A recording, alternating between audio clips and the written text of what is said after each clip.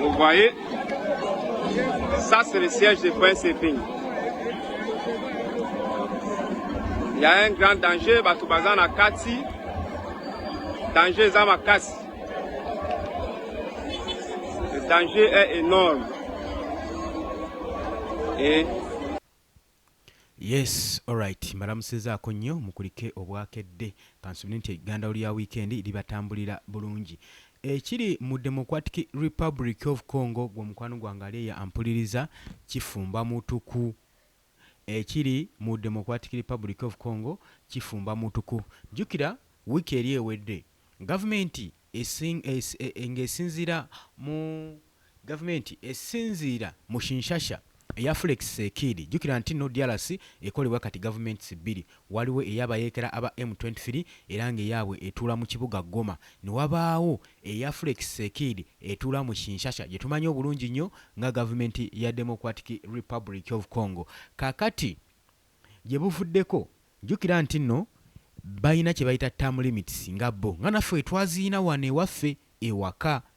Kakati gavumenti ng'ereeta ekirowoozo nti wabeerewo constitutional change. Constitution ekwatibwemu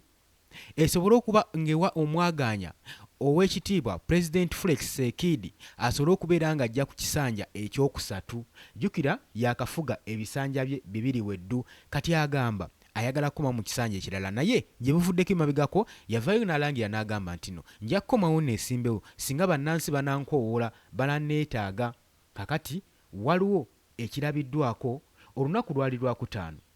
security forces saako ne Democratic Republic of Congo civilians balabibwako mu crowds nga bagenda mu maaso n'okuba nga batwalagana nga bagenda mu maaso n'okwekalakaasa. Abajulizi abaaliwo bagamba abopposition abannabyabufuzi abali ku ludda oluvuganya saako ne Democratic Republic of Congo demonstrators baali bagenda mu maaso n'okwopozinga pulaani ey'okukyusa constitutional change gwe mukwano gwange ali yampuliriza nga bagamba nti tebajja kukkiriza President Felix Sekidi kulwaninga kisanja kyakusatu ate ng'ebisanja bye biweddewo ate nga constitution wano etulambika bulungi nnyo. Bagamba constitution etulambika bulungi nnyo. Lwaki ate kino tuba tukyalawinga amawanga nga Uganda tubalabyeko ebyabwe ebivuddemu kati batandise bamenyera mayumba batandise baterawo biru zitategerekeka olw'okuba nga bakola ensobi ne bateekawo constitutional change ekisanja constitution nekwatibwamu. Kakati ebiri mu DRC si birungi era si birungi eri Felix Sekidi olw'ensonga nti nno wakati ng'agenda mu maaso n'okuwera ennemba n'abayeekera ba M23 n'abayeekera oba n'abajaasi ab'eggwanga erya Rwanda kakati n'ewaka bimusobedde era musajja mukulu ono wenjogerera ye ng'asobeddwa ewaka ne mu kibira. Abeekalakaasi bagenda mu maaso n'okuwera buli lukya era olunaku olwokutaano olwayise mu wiiki eno draw alilunyumizaako baana kubanga nulwadde terumuleka. Parliament jukira lwe yabadde etudde naye ekyabadde eyo enkoko ekikola bwana bwayo. Wuliriza byonna bigenda mu maaso nga beekera ba M23 bamufuukidde akayinja mu ngatto ng'akyagenda mu maaso n'okuwera ennemba nabo wano we batuuza samiti we bagenda mu peace talks. Ebyo nno bibadde biwero kakati n'ewaka bamugamba nti alina okuba ng'ata entebe y'obukulembeze tagenda kubanga akoma mu kisanja kirala. Naye bino byonna tujja tubitunuulira kubigenda mu maaso. President Felix Sekidi mu mbeera DRC gy'erimu wandigambye nti nno bannansi bandibadde tebeekalakaasa bandibadde bamuwaayo omukisa ogwokubiri oba ogwokusatu asobole okujja ku kisanja wakiri ekisembayo kyalowooza nti kyayinza otereerezamu. Jukira musajja mukulu ono yakajja asayininge kye bandiyise Washington Accords enkolagana wakati we n'eggwanga erya United States. Kitegeeza bingi babadde batuuseeko ng'agenda mu maaso n'okusayininga endagaano ez'enjawulo n'amawanga ag'enjawulo gamuyambeko okuba nga batereeza eggwanga lino nga basuppressinga abayeekera bano aba M23 saako ne bu Islamic States obuli mu ggwanga lino. Kyekyo abadde akirumizza maanyi engabo abadde agirumizza mumwa. Naye kaakati olowooza Felix Sekidi singa avaawo bano abasajja bakoze nabo endagaano. Jukira endagaano ezo abaako byabasuubiza era be bamanyi bye beesuubiza buli omu amanyi waafunira. Kati nze ŋŋamba ssaawa zino kyandibanga kya bulabe nnyo tosuubira Felix Sekidi okulekulira entebe y'obukulembeze yo waayi balabe be abali ku lukalala lwa East Africa tugambe nti bali babiri oba basatu olowooza abalabe bano bayinza omulekera emirembe olowooza okwekalakaasa kuno kuli kuki kuli ddala ku term limits nti DRC teyagala bakwate mu constitution kubanga tuba tutunuulidde abali ku ludda oluvuganya opposition be bakuliddemu okwekalakaasa kuno be bagenda maaso n'okuduumira okwekalakaasa kuno bagende maaso n'okubanga balemesa Felix Sekidi obulamu obw'okwesimbawo ku kisanja ekirala ate era mu ngeri y'emu wobanga obirowoozezaamu amawanga gano asatu agayina obujja ku Felix Sekidi omuli erya Rwanda, Uganda ne Tanzania katugambe okuva Felix Sekidi we yajja mu bukulembeze yabalemesa obulamu obw'okubba resources ezaali eza DRC ekyo tukimanyi bulungi nnyo kubanga bano baali basinga okusimagoringa resources za DRC nga bazitunda mu ggwanga erya US ne Israeli naye kaakati Felix Sekidi laba ate wajja sayininga Washington Accords ne Uganda ne ggwanga erya United States ne Donald Trump kino nno kyabanyiiza era twala mu lukuŋŋaano nga Paul Kagame w'e Rwanda yaluvaamu bukwakku era n'alulekulira era ne bye yali yasayininze yabirekaawo naye nga maze oteeka omukono ku ndagaano era kigambibwa nti accords zino zasayiningibwa na mibiri so si na mitima era ky'oba olaba tezaatwalibwa kaseera kanene nnyo nga zimaze okubeera nga zivairontingibwa ng'omukwano gwange ali eyo ampuliriza kakati ekyo wekyaggwa wuliriza gwe omukwano gwange ekyo wekyaggwa tulaba nga waliwo okusikangana omugwa wakati w'eggwanga erya United States saako n'eggwanga erya Rwanda eggwanga erya United States nga ligenda mu maaso n'okusanctioninga eggwanga erya Rwanda nga baba kuba sanctions babagamba mmwe mulemeza conflicts mu DRC ate America nga akitaddemu amaanyi agamba nti ye yasayininga endagaano ne Felix Sekidi n'eggwanga lino erya DRC baataddemu ssente zaabwe nnyingi era ayagala kuteekayo ba investors bagende maaso n'okulwaninga factories companies ezigenda okukola mu birombe by'ebyobugagga bagenda okubeera nga bamanufacturinga oba nga basiikuula mu birombe bya Democratic Republic of Congo kino nno tekyanyiiza Paul Kagame saako ne munywanyi we Yoweri Kaguta Museveni kati tolowooza nti gwe mukwano gwange ali eyampuliriza nti olutalo luno okwekalakaasa kuno kwanibanga kulimu akufujjirira akuteekamu amaanyi basobole okubanga batwala kantindiggwa Felix Sekidi obutejja ku kisanja kirala kubanga abalemesezza obulamu nguluza bannansi ku mbeera gye babaddemu be bandigenze mu maaso n'okwekalakaasa oba waliwo abakulembeze abagenda mu maaso n'okusapootinga luno olutalo luno olutalo singa lugenda mu maaso nga bannansi bagenda mu maaso n'okwekalakaasa kiba kikolera Paul Kagame saako ne mwami Yoweri Kaguta Museveni bo basigala basasyanca basobola okuteekako omukulembeze owaabwe gwe baagala ng'era agenda kutambula nga ye baagala n'endagaano ze banaakola nga tabasuula muguluka nga babeera ku mwanjo baagala nnyo omukulembeze agenda mu maaso mu Democratic Republic of Congo abeere nga abasembeza nga bakkaanya wamu naye nga bye bamugamba byagenderako si Felix Sekidi eyaguguba kyabakola bubi nnyo Joseph Kabila okuvaako kubanga gwe bali bagenda mu maaso n'okubala naye pulaani zonna pulaani ez'okuba nga bakukumpanya ebyobugagga by'eggwanga era tukimanyi bulungi nnyo teri bubbi bwasinga kubeerawo mu gavumenti nga gavumenti ya Joseph Kabila DRC n'ebyobugagga byayo byatundibwa era byabbibwa ne bibeera nga bisigadde mu first family emu wet oli ku Yugi Update Civic osinzira obanga otuwuliriza ng'otanatweyungako kirira wansi waliwo ekigambo subscribe kikoneko obeere ng'otweyungako mbalamusizzaako nnyo kansubire nti olunaku lutambula bulungi nnyo abali mu diaspora ntegeeza mmwe abali mu Qatar, Oman, Dubai, Saudi Arabia mukola kyamaanyi nnyo okubeera ku mayingo gano mmwe abajja mu comment section mukola ekintu ekyenjawulo ennyo wabula gwagala otweyungako nkugamba ekigambo subscribe tokyerabira kirira wansi kikonemu okonene mu kadde osobola okuba nga ofuna notification message ezisobola okubeera nga zikutwala mu maaso oba nga ofuna kwegamba alerting message nti waliwo information eze mukwano gwange gwampuliriza kamala okuwa katambi nkulage ebitonotono ebyagenze maaso mu demonstration eyakoleddwa mu weekend eyise gye tugenda okubwa olukumu mutwe tunuulira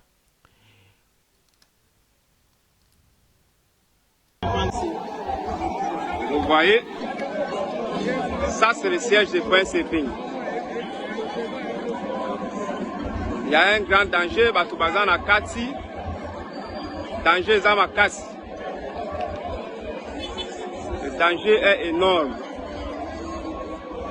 Et baza ko collaborer na batu na bango, on ne sait pas. Vous voyez les sièges envahis.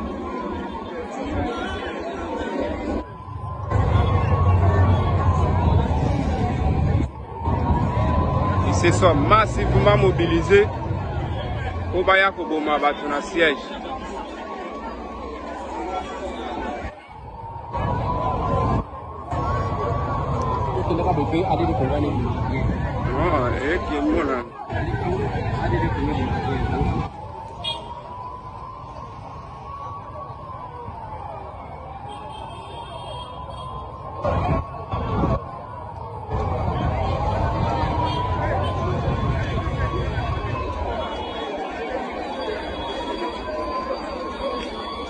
Vous voyez le siège de Point Sepengue assiégé par force du progrès. Maintenant, c'est la police qui arrive pour sauver quelques militaires qui sont trop de blessés, de graves. Ici, la situation est très tendue, vraiment très tendue. Très tendue. Et nous demandons l'ordre.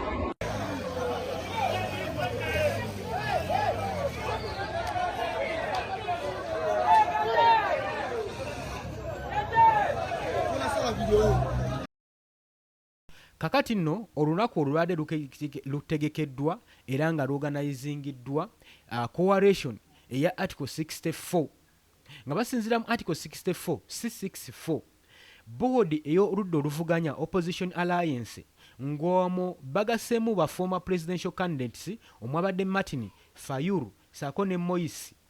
Katumbi be bagenze maaso n'okutegeka coalition eno okwekalakasa kuno okwabaddewo baadde bakutegese bulungi nnyo gwe mukwano gwange ali eyo ampuliriza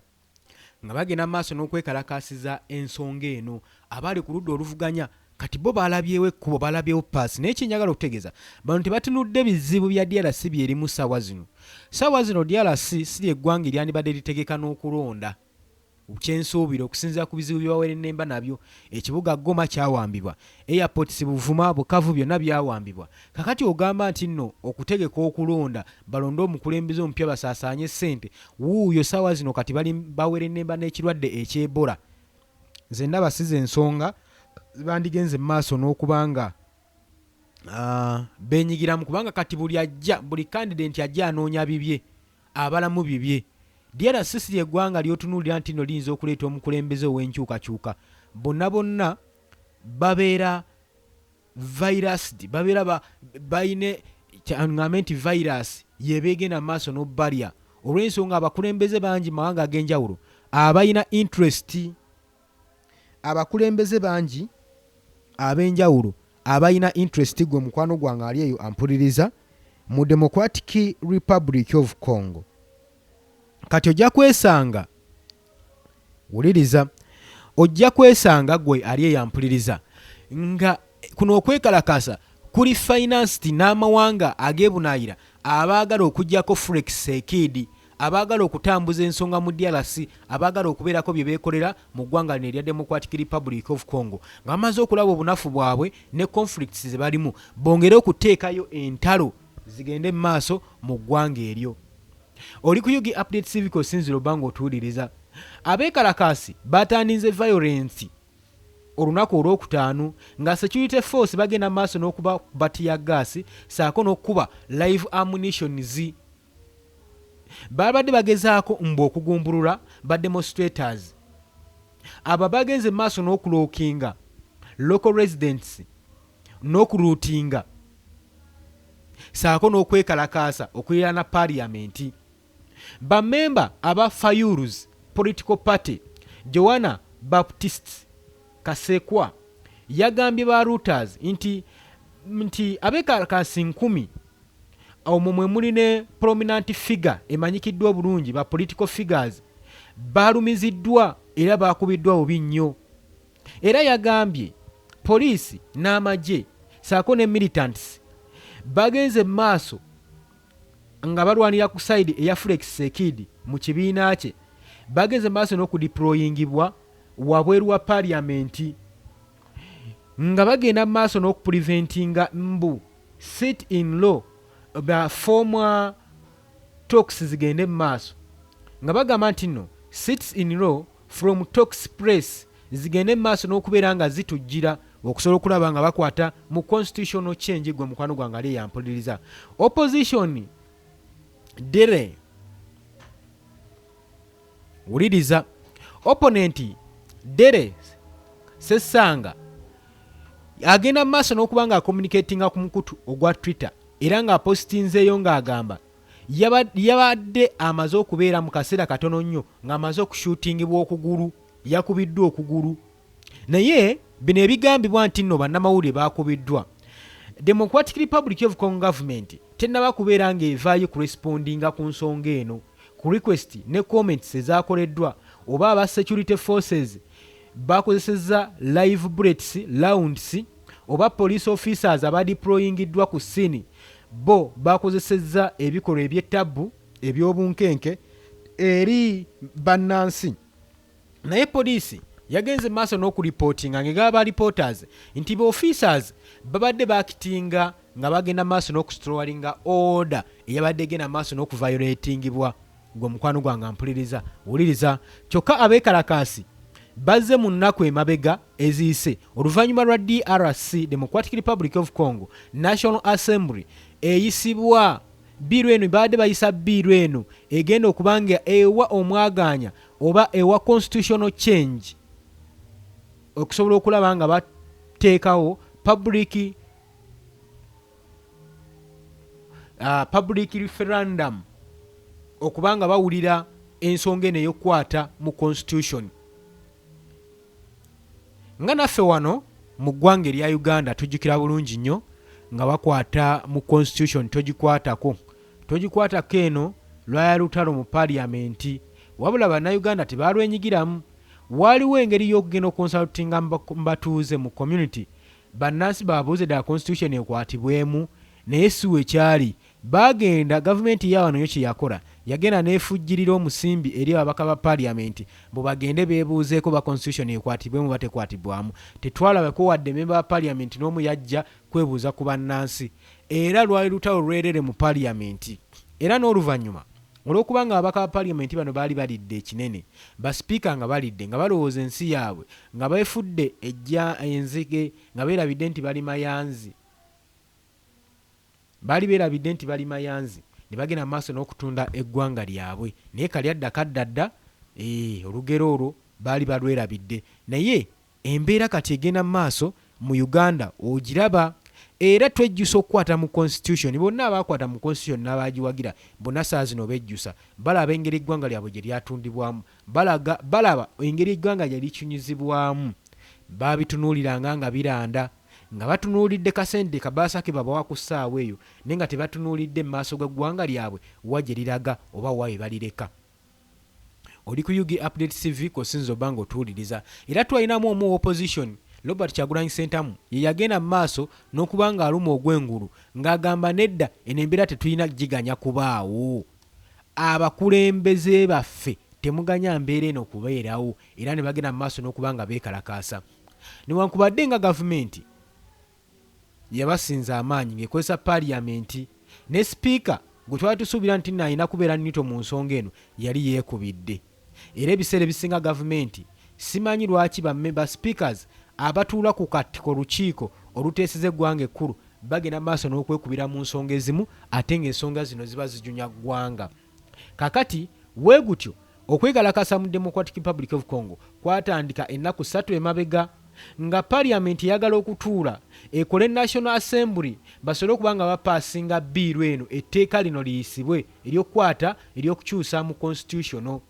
basobole okubeera nga bateekawo public referendum babuulirize mu bantu ddala bannange tulikwateko oba tetugikwatako eno nno move oppositions naddala abo abakulembeze bagamba byasayiningiddwa okuwaawo okukuba kkubo oba okutema ekkubo eri ba scrapping presidential terms basobole okuscrappinga okuwamba oba okukwata mu presidential term limit basobole okukkiriza n'okuwa omwaganya Felix Tshisekedi okusobola okulaba nga alwaninga ekisanja ekyokusatu mu conservative term kibagamba nti kino badde tebayinza kikkiriza badde balina okuluma ogw'engulu n'okwekalakaasa basobole okulwanyisa ekikolwa nga kino. Ne wano wembuliriza gwe mukwano gwange ali eyampuliriza wobeera nga gwe ali eyo kino wandikiganyiza okubaawo oba wandirese Fresh Sekidi n'akomawo mu kisanja wotunuulira obuvuyo bwalimu n'abakulembeze abamwetoolodde na biki bye baagala desires zaabwe imprimation zaabwe bwetutunuulira ensonga zino gwolowooza kiki ekyanditwaliddwa mu maaso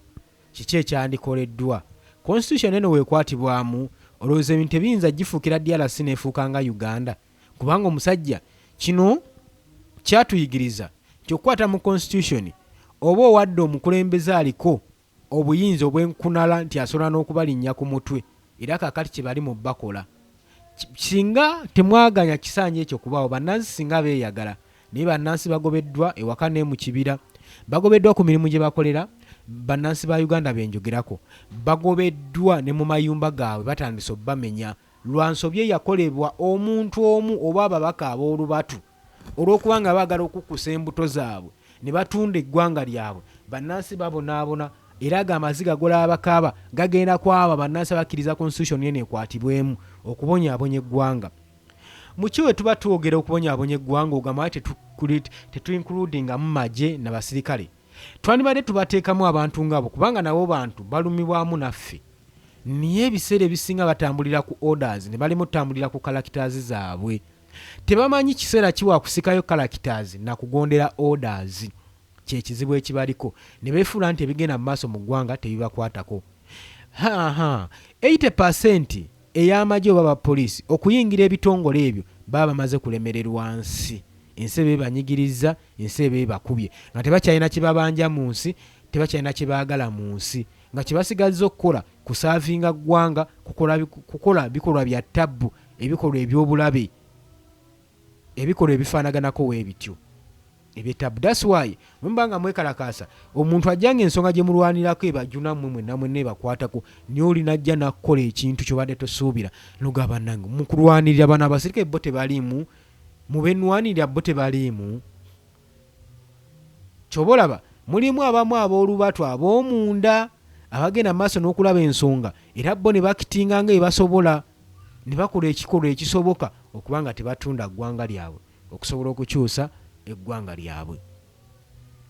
Oli ku Yugi Update TV gwe mukwano gwange kwesinzira obanga otuuliriza gwatanatweyungako nkutegeeza nti kirira wansi waliwo ekigambo subscribe kikoneko obeere ng'otweyungako mukwano gwange gwali eyo ampuliriza ensonga nga tukyagenda mu maaso tutunuulira okwekalakaasa okugenda mu maaso mu Democratic Republic of Congo government nkugambye yo si birungi era eggwanga lino lyetaaga okusabibwa ly'eggwanga eririmu ekirwadde eky'Ebola liri mu kwerenneba n'ekirwadde ky'Ebola ate n'okwekalakaasa bagenda kukwata ku tamulimutisi abantu beekalakaasa okukoma okwekalakaasa kuno n'ekirwadde ky'Ebola ddala kituufu ekibanga gyekiri gyekyongera okuba nga kisaasaana. Era nalabye Uganda ng'egenda mu maaso n'okudeployinga y'abasawo bayambeko eggwanga lino erya DRC bajjanjabe ekirwadde eky'Ebola. Ebola ng'omutadde ku bbali abayekera ba M23 nabo batabuse ennaku zino beegumiridde omuze nabo okukozesa drones nga bakola obulumbaganyi kati bano nabo kiba kibakolera kitegeeza gavumenti ya Kisekedi eba teyina buweerero eba teyina mirembe. Ekyo ng'okitadde ku mabbali gavumenti eyinza okwagala okuddako bateekawo term limits zino ne bagaa temukikwatako Fresh Sekidi n'atadda nzikiriza obagaana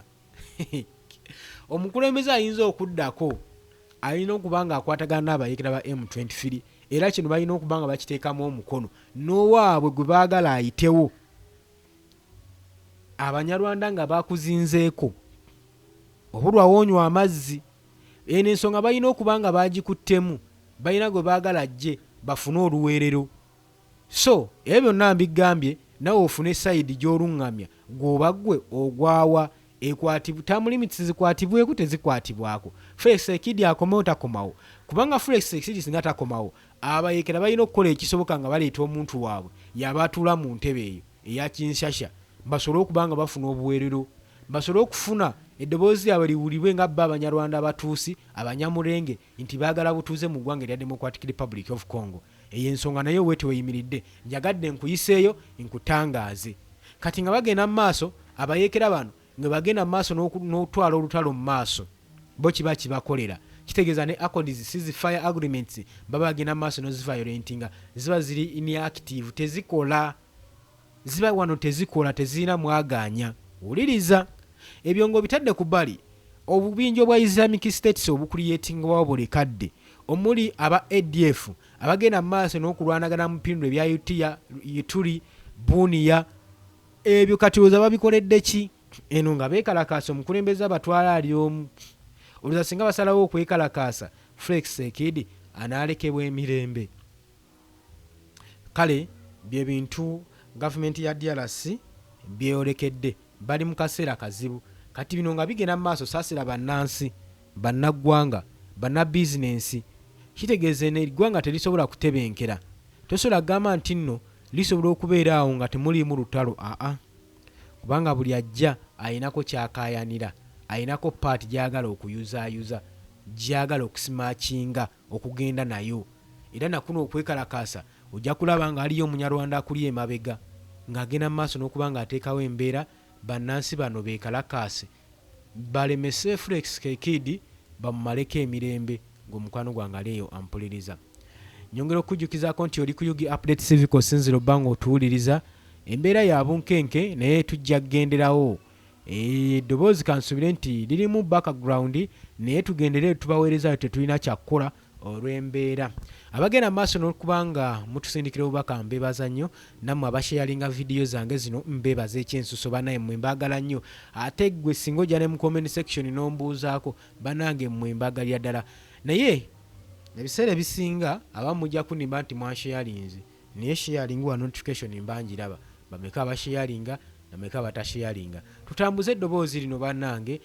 amayengo g'eddoboozi lyaffe gw'omukutu gwaffe gusobole okubeera nga gutuuka ku bantu betwagala tuukeko tukyagenda mu maaso tukyali mu kwekalakaasa okugenda mu maaso mu Democratic Republic of Congo okulesa DRC nga teri kyekimu egenda mu maaso mu ntalo emmundu ekuba sababu yambi kulwanyisa bayeekera ba M23 eno kirwadde ky'Ebola eno ba ADF eno bu Islamic States eno beekalakaasi mu ludda oluvuganya kwega musajja wattu n'olabanga emirembe takyayina kakati wansi wa DRC constitution Felix Tshisekedi takkirizibwa kuweesimbawo mulundi kuddamu kulondebwa ku kisanja kirala oluvannyuma lw'okumala okusaavinga ebisanja ebibiri era yasookebwa mu okulondebwa mu mwaka gwa 2018 era obunaddamu n'alondebwa omwaka ogwa 2023 Felix Tshisekedi ono era n'ayitawo bulungi nnyo n'atwala eggwanga lino mu maaso Felix Tshisekedi yaraisinga possibility ng'agamba ku kisanja ekyokusatu omwezi oguwedde ng'agamba bannamawulire ba reporters nti ayinza okukomawo omulundi omulala singa bannansi b'eggwanga lino erya DRC bamuwa omukisa ne baddamu ne bamukoowoola nate singa bamusaba okukomawo kakati twebuuza baamuyise baamukoowodde oba ayisaawo bibye mayibira ebintu byetaagisaamu logiki ow'amaanyi olw'ensonga yiino nti DRC ng'ekyagenda mu maaso n'okubeera ng'ewera ennemba n'entalo ate bwe kikwatagana ku gavumenti yaabwe constitution egenda mu maaso n'okulwana ku ntalo zino okulaba ng'erinako bwezituuse balina okusoosewazibwa nnyo n'okutwalibwa ku mwanjo nnyo wakati Felix Tshisekedi watuuse amanye ekkoona ery'okukwatamu amanyi wawaayina okukwata amanyi weakness we ziri byali mu kukolako ekitajja kubeera ku mukulembeze anaabazzeeko kubanga omukulembeze abazzeeko ajja na administration yiye ne batandika okuvuyiza mu gavumenti ne bavuyiza mu ggwanga naye ono aba aweerwa omukisa okufuna waakwata njogera ku mawanga agalimu entalo wano muyiza okuŋŋamba nti newano mu Uganda wekiwe nedda mu Uganda si wekiri olw'ensonga Uganda buli kimu ekikoleddwa kibadde kikolebwa mu bumenyi bw'amateeka era tewaali na nsonga lwaki omukulembeze afuga ebisanja ebisukka ebibiri kubanga Uganda yali nsi ya mirembe nnyo mukulembeze yali emuwadde omukisa okweexposinga ideas ze oziteeka mu ggwanga kakujjako bano abazikozesezza mu bukyamu ne balowooza nti nno okugenda myaka 5 kye kiyinza obbayamba okuba nga bafikisinga ensonga zibandiyagadde okufikisinga mu ggwanga erya Uganda. Naye ekyo ekintu kikyamu nnyo. Oli ku Yugi Update TV kosinziro bango otuwuliriza, nyongera okubuuzaako gwatanatwengako ntikirira wansi awo waliwo ekigambo subscribe kikoneko obeere ng'otweyungako ddala bulungi nnyo. Kakati tetumanyi nti eggwanga erya DRC bwekigenda weekiti ne bagenda mu maaso n'okwekalakaasa kibalekawa. Jjukira nti nno gye buvuddeko emabegakaawo olutalo luno nga lugenda mu maaso olw'okwekalakaasa mu Democratic Republic of Congo, abeekalakaasi nga bagenda mu maaso. Kyokka abayeekera ba M23 saako ne munywanyi waabwe Nfanfe Paulo Kagame bo babadde beegumbiriddeyo omuze omulala ogw'okuba nga bagenda mu maaso mu butawuni bwonna bonna bu centers obubuga obutonotono nga bakozesa advantage eno wulira ekigenda okuleetamu kyobalaba kibi nnyo era kya bulabe. Advantage gye kyawadde abayeekera ba M23 ne Paul Kagame bo bagenda mu maaso n'ogikozesa. Bo nga Felix Sekidi afokasinze ku beekalakaasi mu Kinshasa kati bagenda mu maaso n'okuluutinga abantu, bawamba abantu nga babakaka okuyingira obuyeekera. Bakozesezza omukisa guno okukaka abantu okuyingira obuyeekera. Ate lwaki baba bakakawuliriza nti gye buvuddeko abayeekera ba M23 abasoba 200,000 bagenze mu maaso n'okusuulawo emmundu ne beegatta ku magye g'eggwanga erya DRC ne beewaayo basala endinze. Kati abajaasi 2 libadde buli amaanyi nnyo eri Paul Kagame n'abayeekera bano aba M23. Nzikiriza obagaana libadde buddene nnyo era abayeekera ne baba baleseeko eddibu weakness ebeerawo y'amaanyi. Kati badde balina okuŋŋaanya abantu mu Democratic Republic of Congo, abaana, abavubuka n'abasajja basobole obbagatta mu buyeekera buno bagende mu maaso n'okutigomya eggwanga erya DRC. Kakati ekibeerawo nti wabaddeyo violent ey'okutyobola eddembe ly'obuntu ng'eri ku high level, high degree, olw'ensonga nti abaagaana okubeeyungako nga mu kaseera akakulukulutinga amagye abaagaana obbeegattako baabatta, battibwa, abamu baateekebwa mu buduukulu mu cells, abamu baabuzibwawo, abaagaana okubeegattako abamu baabuuzibwawo. Oli ku Yugi Update TV kosinziro bango otuwuliriza. Kakati mbadde nkugamba nti abayeekera bano aba M23 bakozesezza chance eno ey'okuluutinga nga bagenda mu maaso n'okuluutinga okubanga bakuŋŋaanya abannansi nga abayingiza obuyeekera. Naye twawuliddeko eggwanga erya Amerika nga ligenda mu maaso n'okubalabula naddala mu bitundu ebya Uvira nga bagamba nti waliwo action egenda okukolebwa ssaawa yonna olw'ensonga nti kino kisusse ow'omulamuzi Paul Kagame. Jjukira agobeddwa mu mawanga mangi,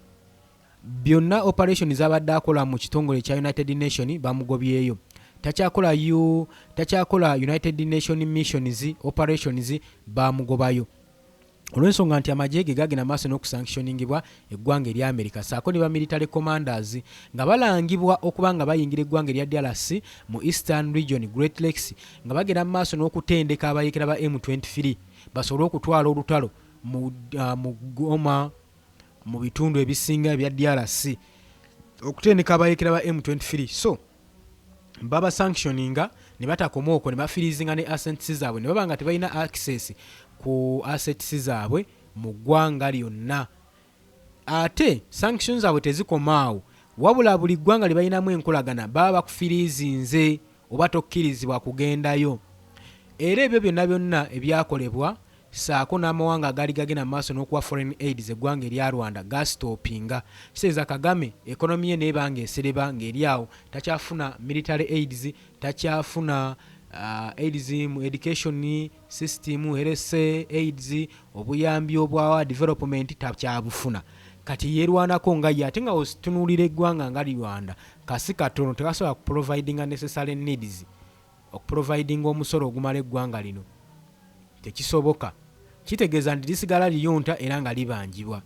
eno mu DRC gye bali babba nga bagenda maaso n'okukusa ebyobugagga resources za DRC. Felix Tshisekedi abafuukidde akayinja mu ngata agenda maaso n'okubagobayo. Kati ate mu bayeekera ba M23 mwe yadde asigazza oluwuzi akaguwera waayimiridde kyola wanaalwana afiirawo era ng'agamba ebibuga nga Goma, Bukavu, Buvuma oyo yenna ayina obbitwala ayina osooka okunneebuuzaako yagenda maaso n'obbicontrollinga. Agamba ye ateeka security measures ku mawanga ge.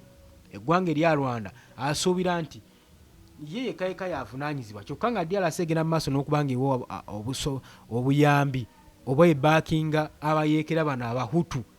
bano abagambibwa nti no bagenda maaso n'okuba abasaale mu lutalo olwa Rwanda genocide mu 1994 awo olutalo olwagenda maaso n'okubeera nga luttiramu omukulembeze w'eggwanga erya Rwanda Habyarimana. Kati Kagame agamba ono agenda maaso naye n'okusapootinga abayeekera eggwanga erya Rwanda. Kati n'agamba newankubadde nateeka omukono ku ndagaano ezaakolebwa mu Washington naye nze sigenda kiganya kibeere kubanga nze nkiyita security measures. Era yagambye mwe mukyogerako bwogezi ekyokubeera nga olutalo lugenda mu maaso era tuteeke wansi ebyokulwanyisa withdrawing troops zaffe kuva mu DRC. Yagamba si wakitwala atwala eno ensonga okubeera more than serious, agitwala okubeera ku serious level nti akuuma ggwanga lye nti si kyekintu kyoyinza okwogerako ng'oli awo oli ku mmeeza oli ku draft okuba n'olagira bulagizi nti munnange withdrawing. Yagamba kino ye ku side ye life and death ateekayo bulamu okuba nga alwanirira eggwanga lye. Kakati nga we nkugambye okuzaayo ku mulamwa nti Felix Tshisekedi wa DRC birungi si birungi bannansi bagenda maaso n'okwekalakaasa nga beekalakaasiza ku nsonga ez'okubeera nga baagala term limits zireme kubanga zikwasibwako era tebeetaaga Felix Tshisekedi akomewo kulwaninga kisanja kyakusatu. Tetumanyi beekalakaasi bano oba be bagenda maaso nakyo bannansi oba waliyo opposition figures abakiri mu mitambo abagenda maaso n'okuteekawo ensonga eno. Nyongera okujjukiza nti oli ku Yugi Update TV kosinzo bango otuwuliriza gwe mukwano gwange ali eyo atannatweyungako. Kutegeeza nti kirira wansi waliwo ekigambo subscribe kikoneko obeere ng'otweyungako. Twagala tubeere nga tutambulira wamu akaseera konna. Kimanyi muli mu ggandalo lya weekend era ebintu bitambula bulungi nnyo. Naffe tukola ekisoboka okulaba nga tubaweereza entakera. Nammwe mubale kufaayo kubanga mutuwuliriza, mulayikinga, ne musharinga, ne mukomentinga. Tubaagala nnyo era tubaagaza kyansusso. Ekintu kye mukola si kya buli omu wabula abaali abalina omwoyo gw'eggwanga abalumirirwa omwoyo gw'eggwanga okutambuza ekigambo ky'enkyukakyuka mwe mukyataddemu amaanyi okubanga ensonga zino zigenda mu maaso nga n'amaloboozi gaffe gatambula nga gagenda buziba. Nga bulijjo tuba tuyitako mu comment section zaffe. Nga bulijjo tuba tuyitako ko mu comment section gwe mukwano gwange ali eyo ampuliriza. Kandabe. Yes. Bani leero abadde abasaale. Boti Wepio webale kuwuliriza okomenti zebale bakawutu. Margaret Kabazi webale kubeerako obubaka bwo butuuse. Idifi Namirembe webale obubaka bwo butuuse. Irisi Namirembe obubaka bwo mbufunye bulungi nnyo. Kyokerera nedda Kyokera Rebecca webale kubeerako obubaka bwo butuuse. Ani omulala wano? Joy J8510 naawe obubaka bwo tubulabye. Ani omulala wano? Mbajjukiza nti muli ku Yugi Update TV gwe naagala otweyungako okujja mu comment section nkutegeeza nti kirira wansi okone mu kigambo subscribe kikonemu konene mukade obeere ng'osobola okuba nga otweyungako ofune notification zonna obeere nga naawe obeera ku miramwa gye tugenda mu maaso n'okuteesezaamu. Namatovu Sinshe webale kubeerako.